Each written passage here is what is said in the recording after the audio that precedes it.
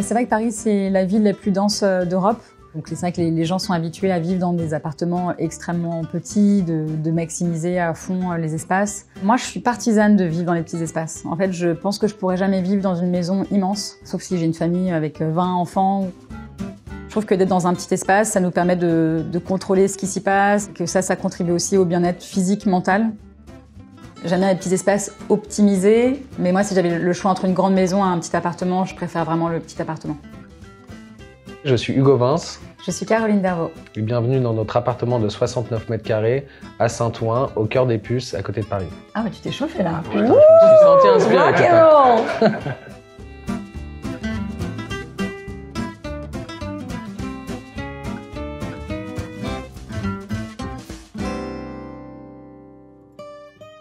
Avec Hugo, on se connaît donc depuis 21 ans, on était meilleurs amis, on est tombés amoureux il y a 5 ans. Et tout naturellement, quand on s'est mis ensemble en couple, on a commencé à collaborer ensemble.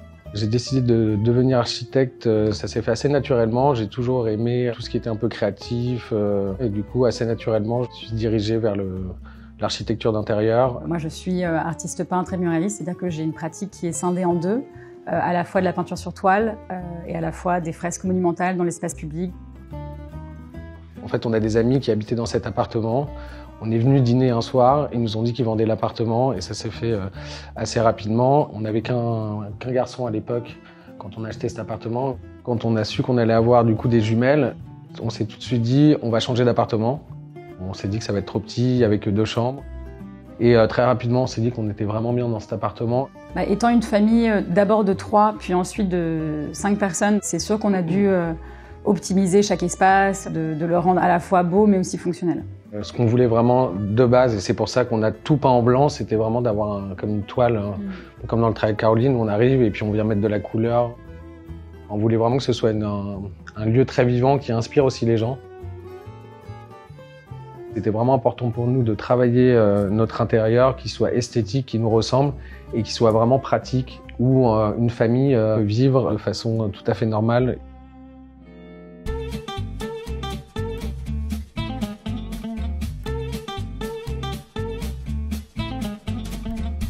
Là, on rentre dans la pièce principale, le salon. Alors dans cette pièce à vivre, il y avait un vrai challenge au niveau de l'aménagement déjà, c'était de savoir où est-ce qu'on allait mettre le canapé. C'est peu conventionnel de mettre un canapé devant une cheminée, donc c'était posé la question de supprimer la cheminée.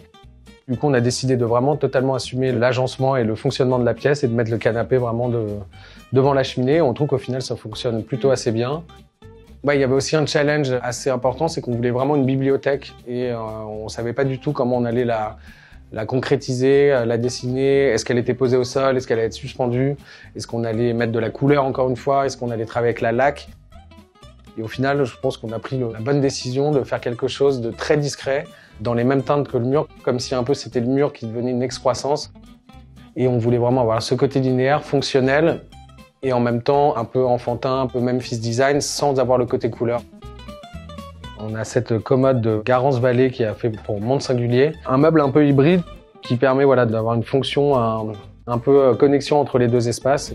Ce côté un peu graphiste, un peu de bande de sécurité routière, on a voulu un peu mettre en avant le fait qu'il y avait une cloison avant. C'est même une manière de mettre en valeur, encore une fois, des choses que l'on a envie de cacher. Tout comme les tuyaux, tout comme les radiateurs. C'est vraiment de mettre la lumière dessus pour les accepter pleinement et que justement que cette faiblesse devienne une force. Voilà. Ces tableaux, en fait, c'est un peu les premiers tableaux d'un nouveau chapitre dans ma vie artistique. Et c'est des œuvres qui sont des œuvres talismans qui me suivent partout. Donc c'est 3 portraits de traduction abstraite de femmes inspirantes autour de moi. Ça a vraiment été, je pense, la première pièce d'art où on savait qu'elle allait être sur le mur. Ça a vraiment donné le ton, en fait, sur tous les choix de couleurs, de matériel, de tous les meubles autour, quoi. Alors le soleil, c'est une pièce assez spéciale puisque c'est une pièce qu'on a réalisée tous les 2, mais qui est partie un petit peu d'une idée de notre fils qui nous a dit que ça serait cool d'avoir un soleil. Et donc nous, on avait déjà ce besoin d'avoir un luminaire au plafond. On voulait également expérimenter autour d'un effet miroir un peu déformant pour continuer justement cette narration qu'on a dans l'appartement de réflexion, de jeu de lumière, de jeu de miroir. Alors ça agrandit l'espace dans le sens où en fait on a une vision où l'élément central paraît un petit peu démesuré. En fait, ça déforme en fait toute la vision quand on le regarde. Donc c'est assez intéressant à regarder.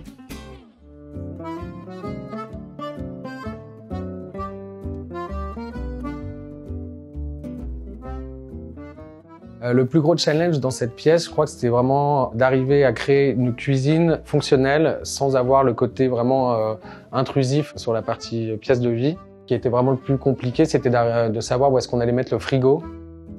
On a vraiment creusé dans ce mur. Il y avait une entrée, mais on a un peu agrandi pour pouvoir faire entrer le frigo et on a mangé dans la partie dressing de l'autre côté. Et on a un petit peu agrandi pour pouvoir aussi avoir une petite partie un peu technique avec des petits rangements assez simples sur le côté. Donc c'est un peu une pièce qui reste assez simple mais fonctionnelle et on est très fiers de notre frigo. Assez rapidement, on a décidé de faire cet énorme mur de miroir pour vraiment donner une grande profondeur et en même temps garder le côté un peu pratique, très léger et qui sorte comme ça du miroir, qui apporte un côté esthétique et aussi un côté pratique. On voulait vraiment ces étagères pour pouvoir mettre d'autres objets d'art, de mettre quelques livres, surtout des plantes, des fleurs. On s'est dit que cette cuisine, elle continuait cet espace de galerie en fait. Et le soir, on voulait vraiment que ces étagères-là ne soient pas seulement des étagères, mais que ça devienne aussi un luminaire. Du coup, on a intégré des LED pour vraiment que le mobilier devienne aussi un éclairage et que ce soit pas seulement un meuble fonctionnel, mais un meuble esthétique et qui apporte aussi une chaleur à l'intérieur. Lorsqu'on est arrivé dans l'appartement, c'était une cuisine qui était beaucoup moins fonctionnelle. Donc là, c'est vrai qu'on a vraiment voulu adapter les rangements. Quand on ouvre les tiroirs, il y a cette troisième couleur qui vient complimenter les deux autres. Chaque rangement est maximisé, de sorte que ça puisse nourrir une famille de 5 personnes et qu'il y ait tous les rangements possibles. On voulait vraiment avoir un appartement esthétique, un appartement joli avec des pièces de design, mais qui a aussi ce côté pratique et fonctionnel. Et on voulait vraiment aussi casser un peu avec le côté coloré, avec ce plan de travail un peu plus industriel, un peu plus, encore une fois, fonctionnel. C'est un peu le Memphis Design était le Fisher-Price du Bauhaus. Et là, vraiment, on a vraiment voulu couper entre deux mondes, entre le monde Fisher-Price et le monde un peu technique. Nous, on adore le côté où quand on reçoit beaucoup, les invités restent, on peut cuisiner en même temps, on peut tout découper, les enfants jouent à côté. Enfin, il y a un peu cette ambiance où on est tous ensemble au même endroit. Il n'y a pas de séparation de groupe, donc peut-être une perte un peu d'énergie ou d'ambiance. Enfin, on est toujours tous ensemble.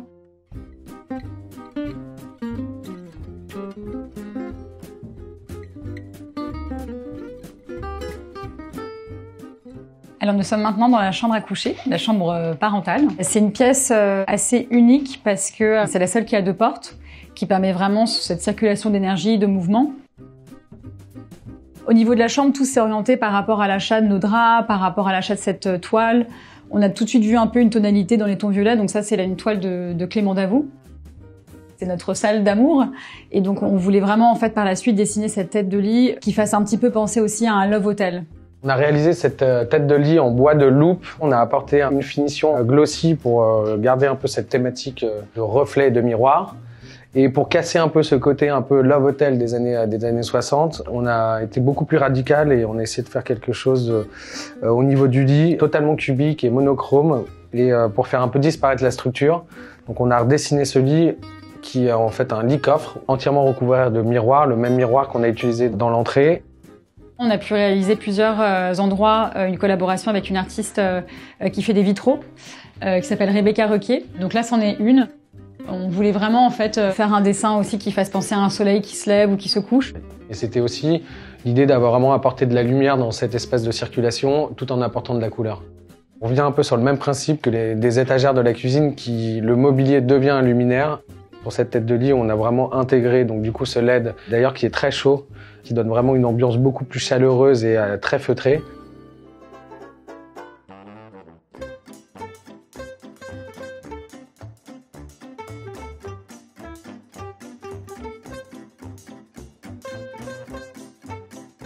Alors nous voici dans la chambre des enfants. C'est une chambre qui tout naturellement s'est décorée d'objets qu'on avait chinés au puce et puis d'éléments qui étaient présents auparavant dans mon studio, par exemple comme ces étagères que j'avais un peu customisées. On avait aussi la problématique de trouver une table à langer. Hugo l'a dessinée, un ami l'a réalisée, puis moi ensuite je l'ai peinte. Donc c'est vrai que ça donne un peu cette tonalité aussi assez colorée et assez joyeuse et playful. Mais là, d'avoir transformé cette table à langer avec toute la partie technique un peu sur le dessus qui devient en même temps un coffre de jeu et on arrive à prendre tous les jouets dès qu'il y a du monde et tout mettre là-dessous. C'est pour ça que au niveau du sol, on n'a pas voulu mettre d'étagère pour pouvoir glisser très rapidement tous les jouets à l'intérieur et qu'on ait un espace un peu plus esthétique et pas un bordel de jeux partout. On voulait vraiment que la chambre des enfants, elle continue sur cette stimulation de la couleur, des formes, avec un paysage visuel joyeux. On l'a décoré de choses aussi assez surprenantes, comme cette lumière où voilà, on peut faire le soir, on peut mettre la lumière et puis faire un petit peu en mode disco. On a aussi voulu mettre un espalier pour que les enfants puissent aussi jouer un petit peu dessus, qu'on a repeint. Se casser un bras. Voilà. Lorsqu'on a eu l'annonce qu'on attendait des jumelles, on a dû faire avec ce qu'on a et avec cette chambre-là. On a mis nos filles dans un coin, notre fils dans l'autre. On a voulu aussi voilà, avoir cette zone un peu modulable, qui est à la fois une zone pour dormir, pour accueillir des amis, mais également une zone de jeu. Voilà, on voulait vraiment que tout soit très fonctionnel. Le reste, ça va vraiment être de la décoration pour stimuler leur imagination. On sent qu'ils profitent vraiment de tout le reste de l'appartement pour en faire leur terrain de jeu. Et c'était vraiment notre souhait premier. C'était que cet appartement, ce soit notre terrain de jeu à tous les deux. Mais également pour les enfants qui puissent vraiment pousser en fait la chambre au-delà des murs. Et que leurs jouets colorés, au final, puissent aussi se marier gracieusement avec le reste de l'appartement. Puisque voilà, on est dans des tonalités à chaque fois qui sont très vives.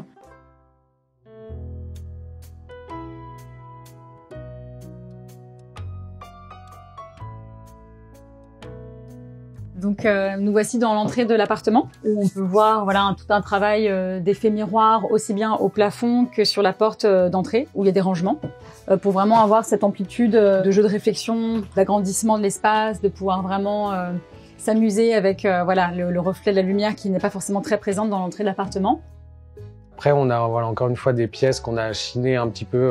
Il y a des tableaux aussi de ma propre pratique qui est abstraite, donc ça permet aussi de rentrer un peu dans les couleurs. Cette entrée, on a vraiment aussi voulu la réfléchir un peu comme une galerie, d'exposer un peu certaines œuvres artistiques, mais aussi un peu un lieu de jeu pour les enfants et un lieu de passage. C'est pour ça qu'on a décidé aussi de mettre un peu une partie des jouets des enfants à l'intérieur de ce couloir pour que ça vive et que ce soit pas juste un lieu de passage et un endroit mort. Donc ça fait vraiment partie de l'optimisation justement des petits espaces.